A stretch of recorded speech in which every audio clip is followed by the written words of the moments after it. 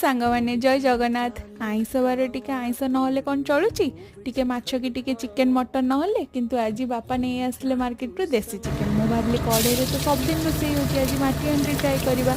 चलतु देरी न करी बनवा स्टार्ट करा। मोठे गोटे माटी हांडी नहीं से सोरिष तेल आउ टिके चीनी देइची कलर हवापाई, टिके खड़ा मसला और पियाज को फ्राए करदेली। फ्राए होला परे मु एठारे चिकेन को अध घंटे मैरिनेट करी रखिली। से लुण हल्दी लंका गुंड धनिया पाउडर जीरा पाउडर गरम मसला अदा रसुण पेस्ट टमाटो कंचा लंका लेंबू दे अध घंटे मैरिनेट करी रखिली। तापर ताकू भल भाव 10 ରୁ 15 मिनट कषि देइतिली। आलू फ्राए कर रखिली देदेली। आमको झोल खाइबार थिला सेतपे मु एटा टिके अधिक पानी ऐड करछि। आपण माने चाहिले कम बेसी भी करि परिबे। तापर मु एठारे अट्टा दे ताको अध घंटे लो फ्लेम रे दम हवा पई छाड़ देली। देखंतु आम चिकेन लो कलर केमिति आछि।